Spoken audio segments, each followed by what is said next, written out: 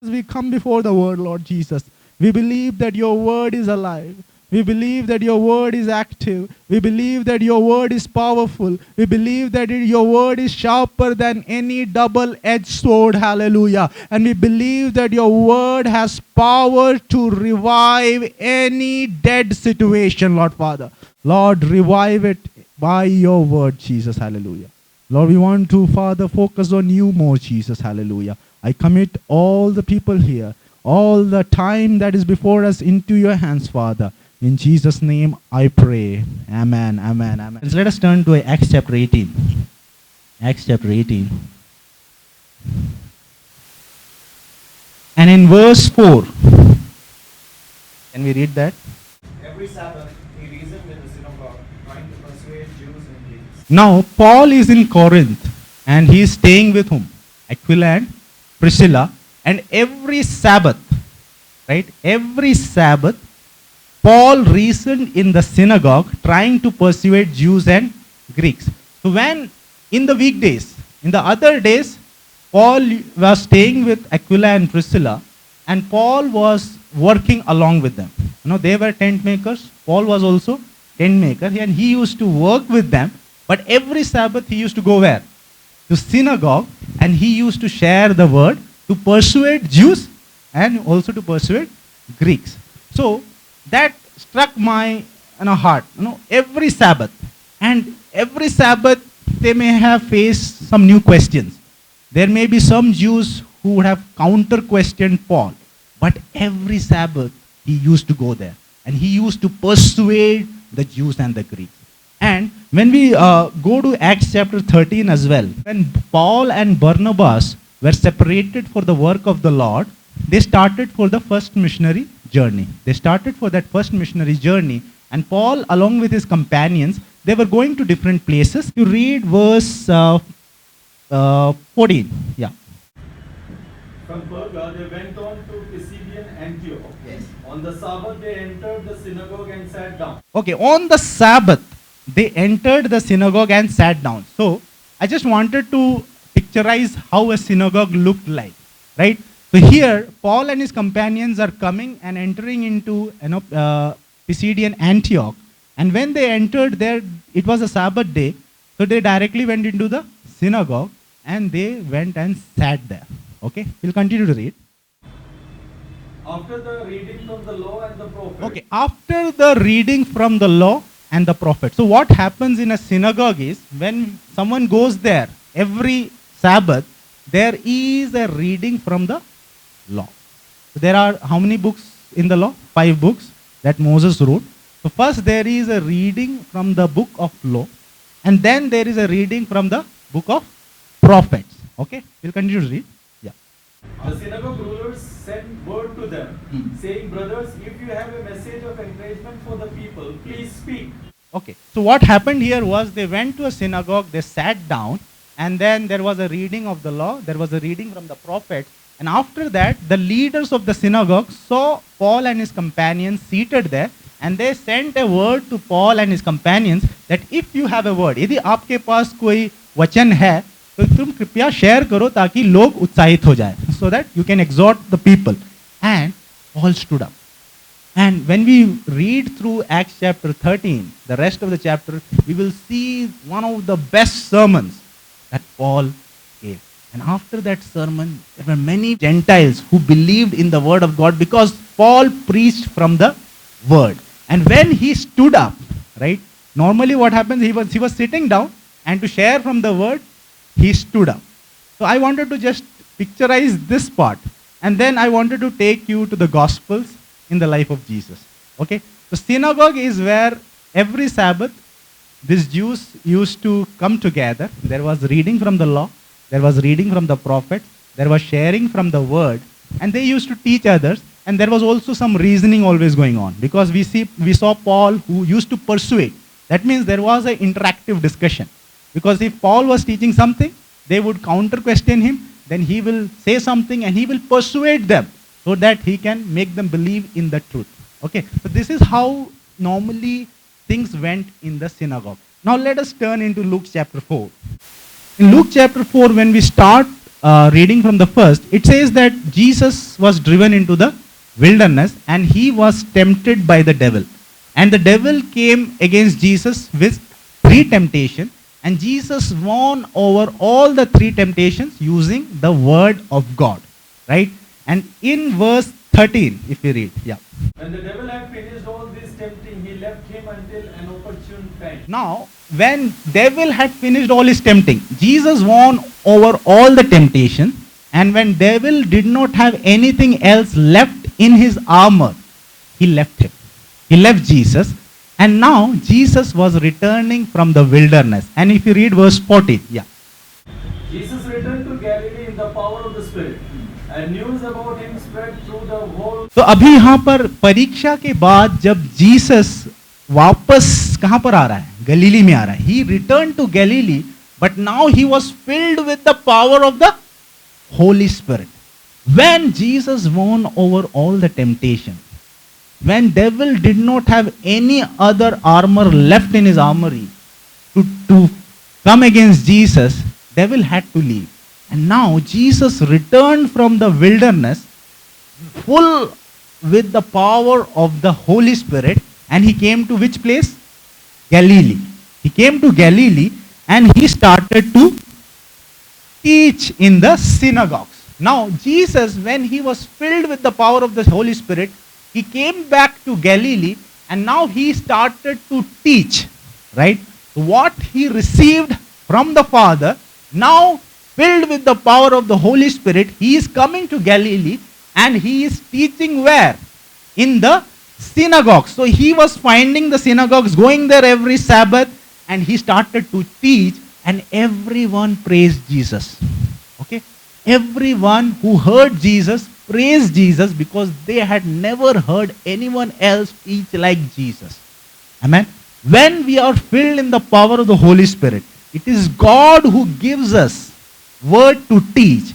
And when we teach with the power of the Holy Spirit, people will notice and people will praise. Okay. So if you continue to read verse 16, yeah. He went to Nazareth. Now what he did was, he first went to Galilee. Okay.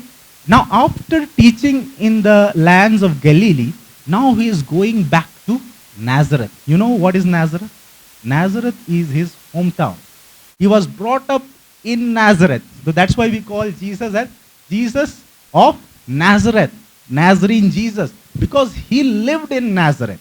Now he is coming to his hometown. You know, we all know the joy and also the fear to go back to our hometown. Right? Because it is in our hometown where they have seen us growing as a kid. Right? So if, suppose, after 20 years, you are returning to your hometown, people will be seeing you after a long time, but they will always try to compare you with what they saw when you were there. And then they will say, oh, he has changed a lot. Oh, इसमें कितना बदलाव आ गया है. ये पहले कैसा था? पहले कितना छोटा था, अभी देखो कितना बड़ा हो गया. या पहले ये ठीक से बात करना भी नहीं जानता था, अभी देखो कितना अच्छा बात कर रहा है. People always start to compare you with how you were when you were growing up in your hometown. Now Jesus is going to his hometown, which is Nazareth, and when he reached Nazareth, it says, we will continue to read 16. He had been brought up, Yeah. and on the Sabbath day he went into the synagogue. So it is very important. You have to understand. Now, wherever Jesus went, he went where? To the synagogue. Because his main purpose was what he had received from the Father, he had to teach the people. Because there is only one thing that can transform the lives of the people, and that is the Word of God. Praise God. Only the Word of God can transform people, and Jesus knew that.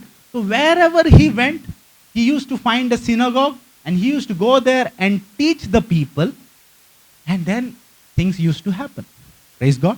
And then he went to synagogue in Nazareth as well. Yeah. He stood up to read. He stood up to read. Now, what happens normally in the synagogue? There is a reading of the law. There is a reading from the books of prophets. And then there is exhortation. Now, when Jesus went into the synagogue in Nazareth, Jesus stood up. Jesus stood up, and what did he do? Jesus stood up to read. 17, yeah. And the scroll of the prophet Isaiah was handed to him. Now picture this scene. Jesus came to the synagogue in Nazareth. Jesus stood up, and someone came and gave Jesus what? Gave Jesus a scroll, and that scroll was from the book of Isaiah. Book of Isaiah, and they handed it to Jesus. Continue. Unrolling the scroll. So Jesus unrolled the scroll. Yeah. He found the place where it is He written. found the place. Okay. Jesus unrolled the scroll, and he did not just started to read simply. He found the place from where he wanted to read. Amen.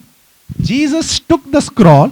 It is the book of Isaiah. Isaiah नबी का किताब उसने लिया, खड़ा हुआ है, and then he found the place that he wanted to read.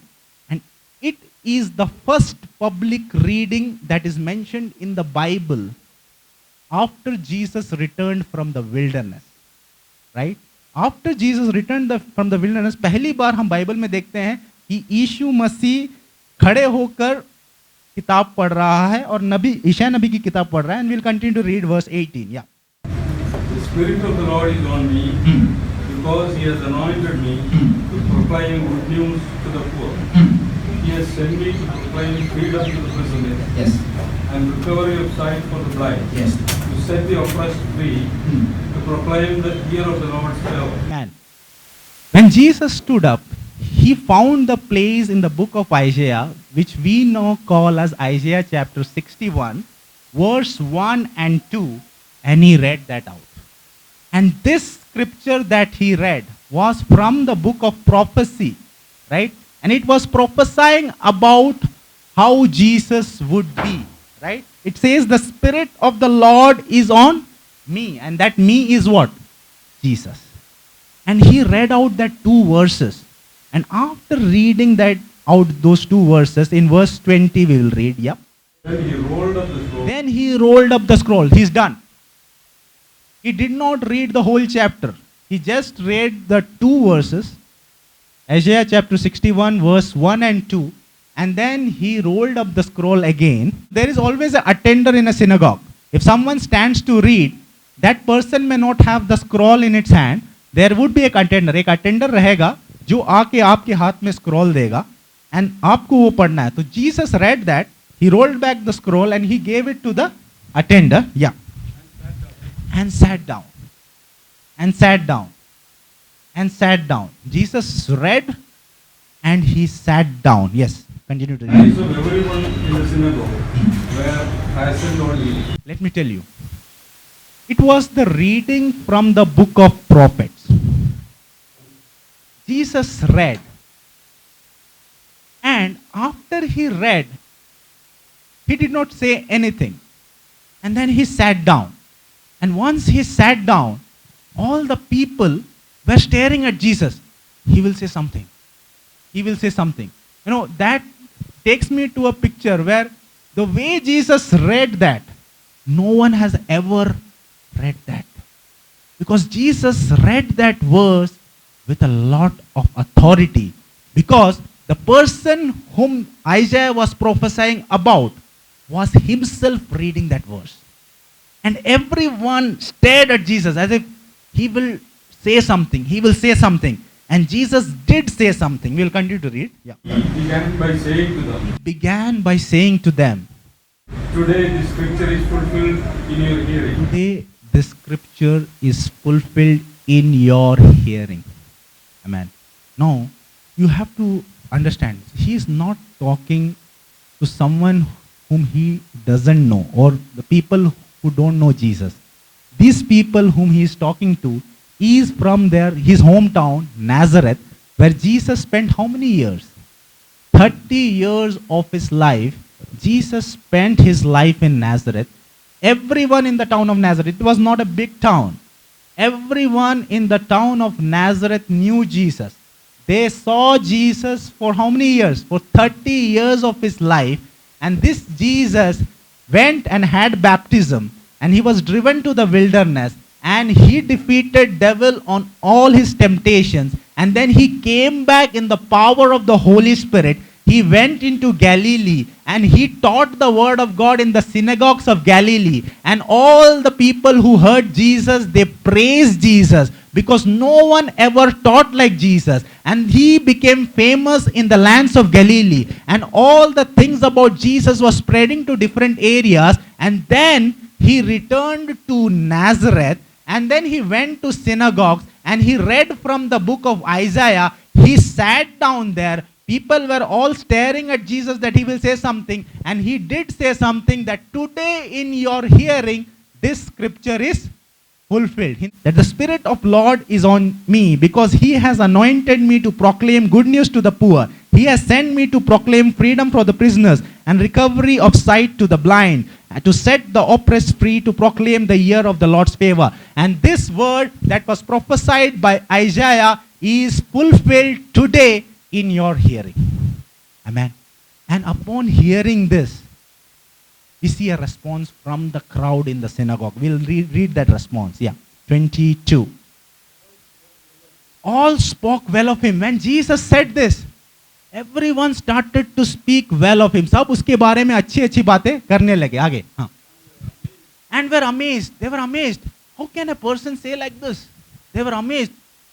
How can this person, Jesus, say like this? Yeah. At the gracious words that came from his lips. At the gracious words that came out of the lips of Jesus. Yes. Isn't this Joseph's son? What did they ask? They were amazed. They praised Jesus. And then they are asking this question. Isn't this Joseph's son? Isn't this the son of Joseph, the carpenter whom we know? Isn't this the same Jesus whom we know for the last 30 years? He grew in this town. And he was the one who used to walk with us. Never before he has read Isaiah chapter 61, 1 and 2 and said that this is fulfilled. But he is looking different. Today he sounds different. Today the way he read that scripture is different. And when Jesus said that today in your hearing the scripture is fulfilled, people were amazed. And they said, isn't this the son of Joseph? Let me tell you, Jesus was born as a man. But Jesus was God. Jesus was 100% God. Jesus was 100% man. Because he had to be born as a man, he had to be part of a human family. क्योंकि वो मनुष्य जैसे जन्म लेना था, उसीलिए उसको एक मनुष्य के परिवार में जन्म लेना पड़ा. Because that was the design of God. There was no other way that a man can be born without a family. Unless there is a husband or a wife, or a man or a woman, a child cannot be born. And that is the reason God used whom? Mary. And God sent the word into the Mary's, overshadowed her with the Spirit, and Jesus was born. And because Mary was engaged to Joseph, Joseph became the earthly father of Jesus, but Jesus was not born of Joseph. But when people saw Jesus, they always saw Jesus as son of whom? Joseph. Let me tell you, when Jesus was growing up in the town of Nazareth, he was the son of Joseph. He was called as the son of Joseph. He used to help Joseph in the carpentry work. Now, people of Nazareth used to relate to him as man. And now when Jesus went and had baptism and was filled with the power of the Holy Spirit in the wilderness, when he returned, it was a different Jesus. Because now God anointed him to do the public ministry. Because when Jesus was baptized, there was a voice from the heaven that this is my beloved son, in whom I am well pleased. And that was the approval of God. God promoted him. And now he was to do that ministry of anointing. And when Jesus started to do the ministry of anointing in Galilee, people praised him. Now when he came to Nazareth, that was his hometown, people started to ask a question. People started to ask a question, isn't this the son of Joseph? Now let me tell you, when we are the children of God, when we follow Jesus, we we have an old life. We all have an old life before Jesus, and then there is a new life after Jesus. After I accept Jesus, I become a new creation. 2 Corinthians 5:17. I became a new creation, just like Jesus. Before 30 years of age, he was always called as son of Joseph. But after God anointed him and chose him and promoted him and filled him with the power of the Holy Spirit, and when he returned and when he started to do the ministry of the Holy Spirit, what happened? People again started to question him, saying, isn't he the son of Joseph? What I wanted to tell is, when we are part of God's family, we are becoming a part of extraordinary. Aquila and Priscilla, they were ordinary people. But because they were they came into Jesus, they believed in Jesus. They confessed what was said in Romans chapter 10 verses 9. They confessed and they believed that Jesus is Lord and that he was raised from the dead. They became a new creature. They became a new creation. And whatever happened after that is extraordinary. Imagine one couple. Because of one couple, revival breaking out in many places. Word of God spreading because of that one ordinary couple. Let me tell you that when we come to Jesus, our ordinary transforms into extraordinary. Many a times people will come and tell you, you are the son of that person. He behaved in that way, you will also behave in that way. You have to tell them, no, I am the child of God. I am the child of. Many times we fall into that trap. Always we need to teach our children that, okay, yes, we are your earthly parent, but there is one heavenly Father, and it is his character that should build in you. Amen. We have to declare that daily. Here, when Jesus started to work in the anointing of the Holy Spirit, they came with the question, isn't this the son of Joseph? But how did Jesus react to it? Let's see that. Yeah. Now Jesus is telling, now, since you have asked this question, he did not wait for them to tell more comments. He quickly interrupted there. He said, now you will tell me, physician, just like we tell, यदि तू doctor है तो खुद का इलाज कर. यदि तू परमेश्वर का पुत्र है, जैसे तूने अभी बोला, how you read from the scripture and said that the scripture is fulfilled today. यदि ऐसा है, so now you do as we tell, physician, heal yourself. Because we have seen you for the past 30 years and we saw you as ordinary man. We saw you as ordinary man. You never did anything that was related, that was aligning with the scripture you read, and suddenly you are coming and telling that this scripture is fulfilled today. So now people telling, isn't this the son of Joseph? Jesus said, now you will be telling, as you tell the physician, heal yourself, or you will be telling, do in your hometown as you did in Capernaum. We heard that you did a lot of miracles there. We heard that you were teaching so beautifully in Capernaum in Galilee. Now you teach here in the hometown. Continue to read, yeah. I tell you, he continued, no prophet is accepted in his hometown. Yes. I assure you that there were many widows in Israel in Elijah's time, when the sky was shut for 3.5 years, and there was a severe famine throughout the land. Yes. Yet Elijah was not sent to any of them, but to a widow in Sarepta in the region of Sidon. Yes. And there were many in Israel with leprosy in the time of Elisha, the prophet. Yet not one of them was cleansed. Only Naaman the Syrian. When Jesus heard that question, Jesus is again going back to the scripture and giving two examples. Two examples from the Old Testament. One example was from the time of Elijah. The second example was a time of Elisha. Because what Jesus wants to prove and what today the word is trying to tell us, that when we are in Jesus, we are no longer ordinary.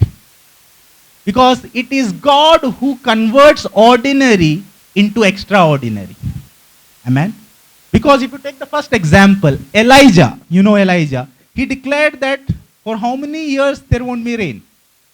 3.5 years there won't be rain, and there was no rain, and there was a great famine in the land. And Elijah was sent to Zarephath, and God commanded that there will be a widow in Zarephath. But what does the scripture say here when Jesus spoke? That there were also widows in Israel. But God chose a widow in Zarephath outside Israel. Amen. Because many a times we say, okay, if we are part of God's kingdom, then we are something. Now, many times we say, if we are part of this family, or if we had this much resources, God would use me. But what Jesus said, that there were many widows in the land of Israel.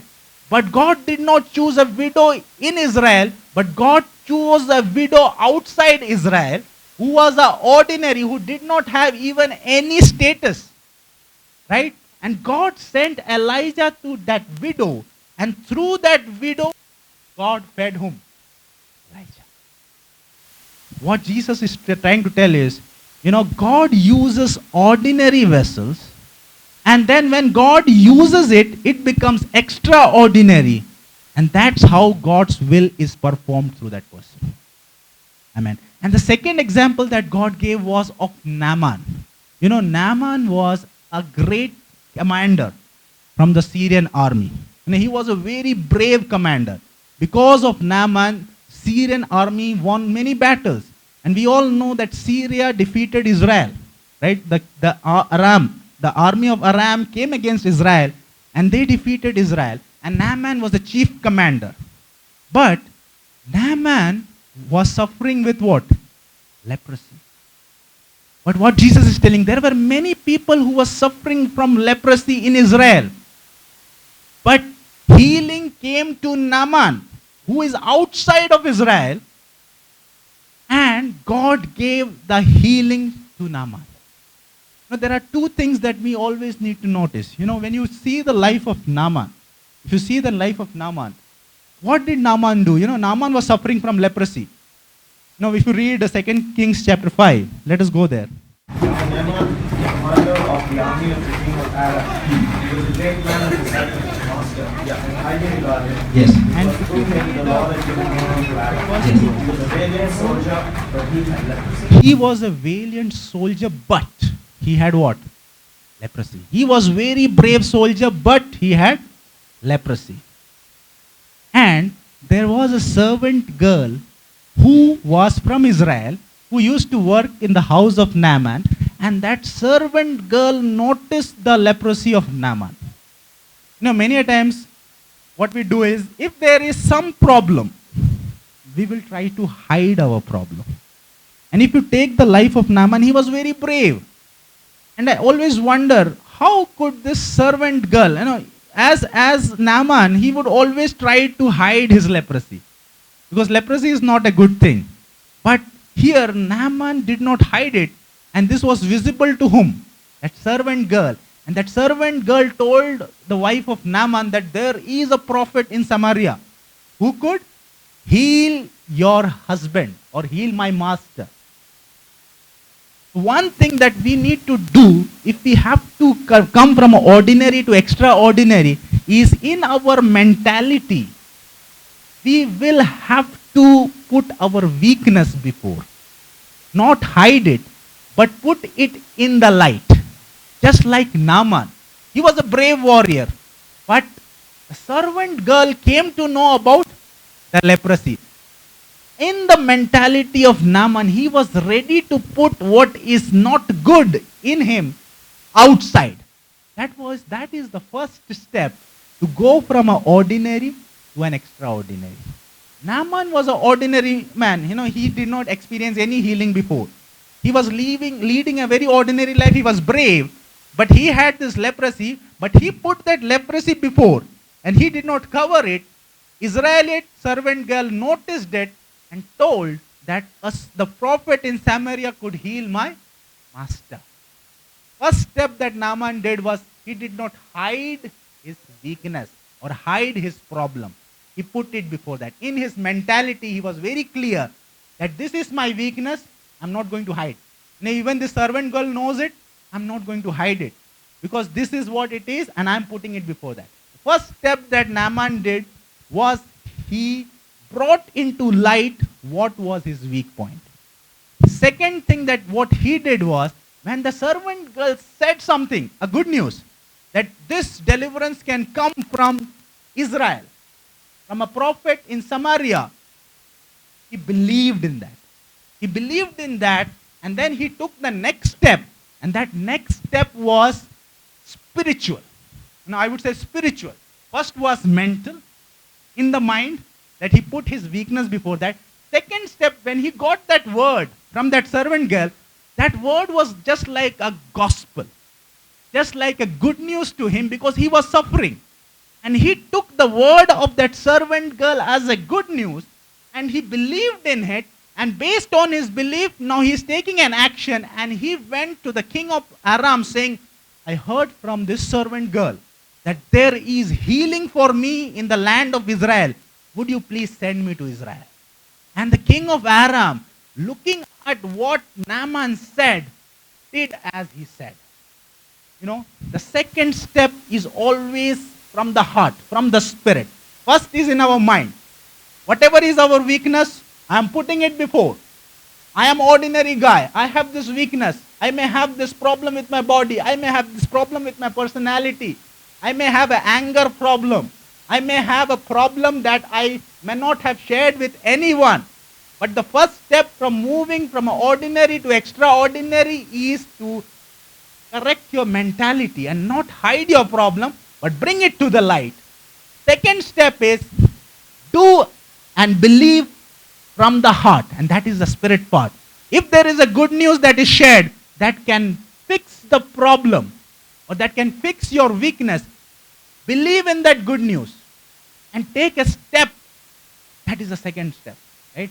Believe from the spirit and take a step. And the third thing, after he took that step, king of Aram wrote a letter to the king of Israel saying that I am sending my commander and please heal his leprosy. That was the letter. Heal his leprosy. And he went. The third step is a physical movement. First is what? The mentality. Second is spiritual. Third is physical. And he moved from the land of Syria. He moved to land of Israel with that letter. And he went to the king of Israel. And the king of Israel started to cry and said, how can I heal his leprosy? He tore his clothes.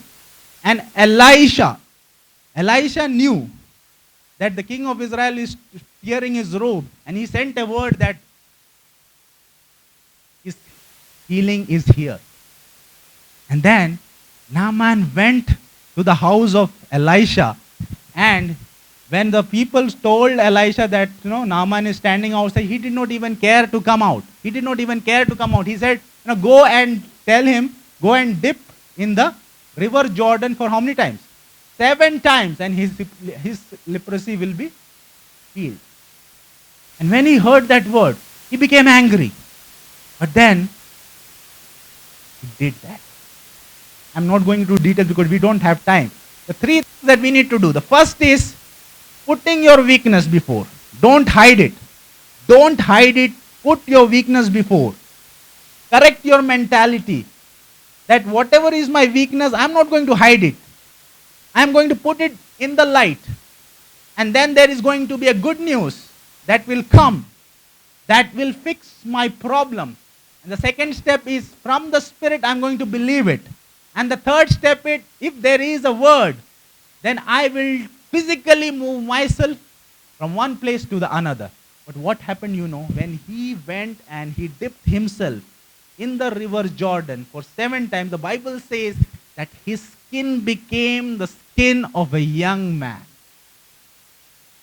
The problem that he had in the skin was completely gone, and he got a new skin of a young man.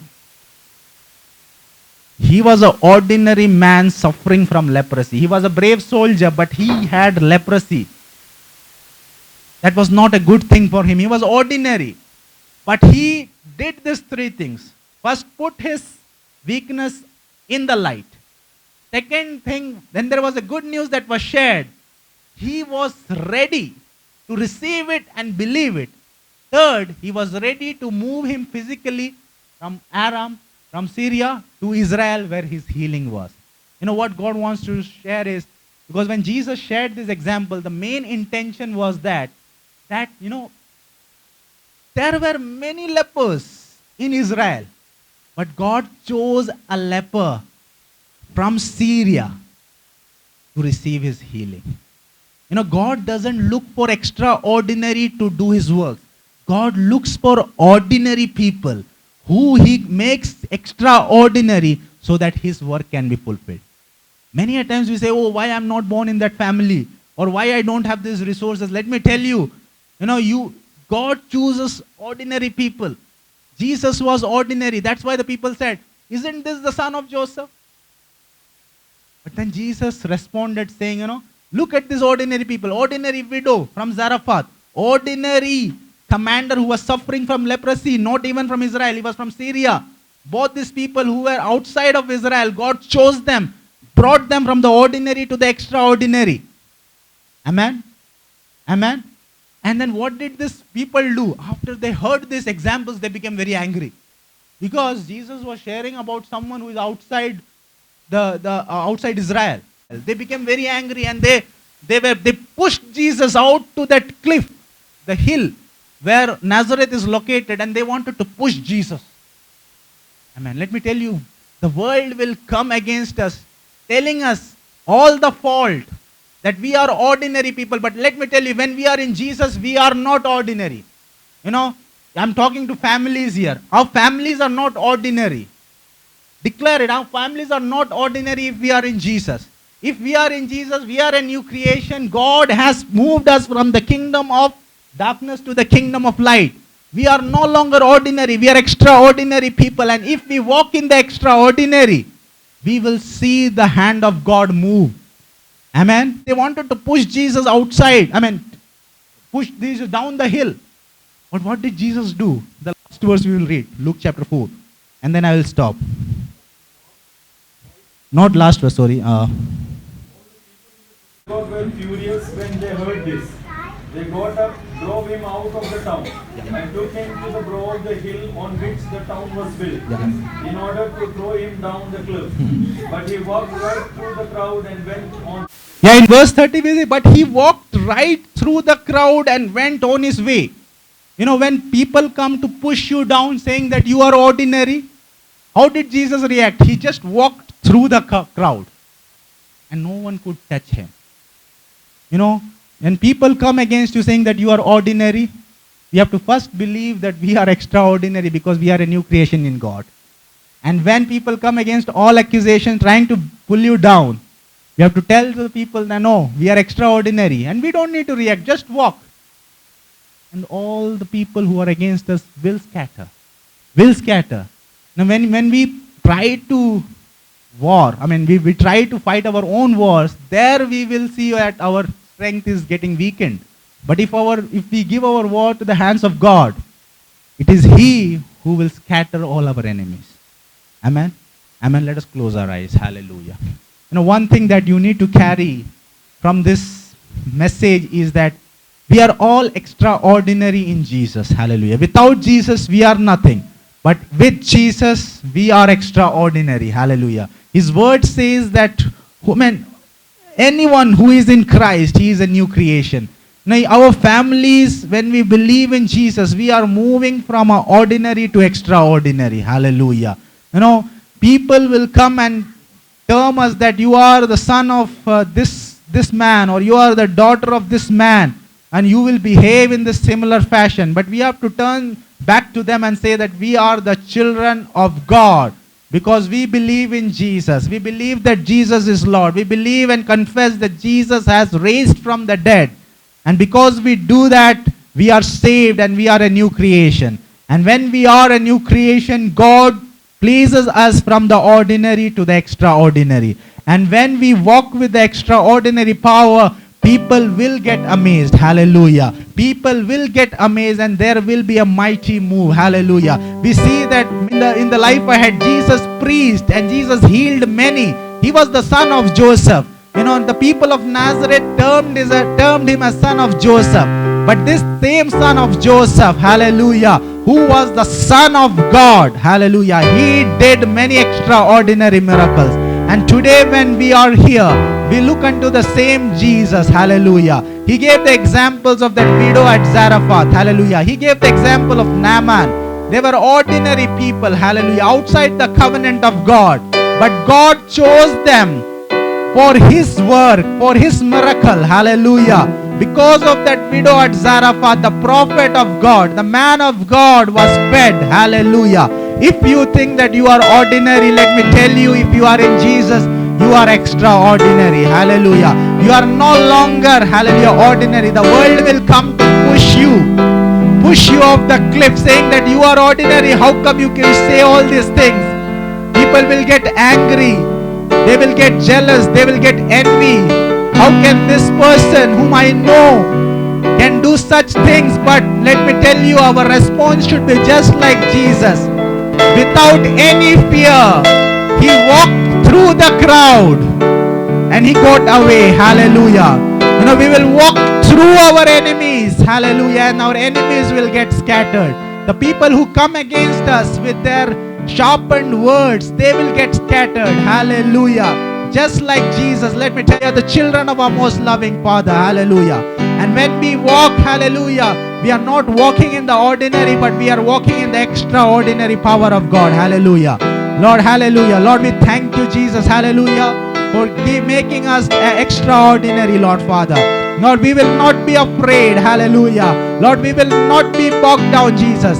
We believe in your gospel. We believe that you are seated on the throne, hallelujah. We believe that gospel is the power of God unto salvation, hallelujah. There is no other power, hallelujah. Lord, hallelujah, your good news changes life, hallelujah. Thank you for changing our lives.